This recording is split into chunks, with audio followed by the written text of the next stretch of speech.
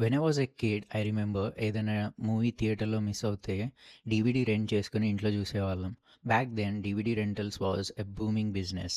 ఆ టైంలో 'Blockbuster' అనే DVD rentals company was one of the most successful companies in the industry.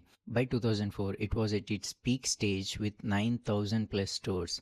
Cut చేస్తే by 2009 it filed for bankruptcy. The interesting part here is Netflix, which is world's number one streaming service, also started with DVD rentals. Blockbuster అనే company physical stores మీద depend అయితే Netflix అవే డీవీడీస్ని కస్టమర్స్కి mail through send చేసేది. మారుతున్న market బట్టి Netflix online streaming ప్లాట్ఫామ్ని తీసుకొచ్చింది. కస్టమర్కి మూవీకి జస్ట్ 1 click డిస్టెన్స్ తీసుకొచ్చింది. Where as blockbuster market ట్రెండ్స్కి తగ్గట్టు అడాప్ట్ చేసుకోకుండా ఫిజికల్ స్టోర్స్ ఒకటే సక్సెస్కి రూట్ అని బిలీవ్ చేసింది. Guess what, block buster just left with one store all over the world, whereas Netflix is the world's number one streaming service. మనం ఎప్పుడైతే success తలకెక్కించుకొని ఆగిపోతామో రేపటి రోజు సర్వైవల్ అవ్వడం చాలా కష్టం. Moment we stop evolving is the moment we start following behind.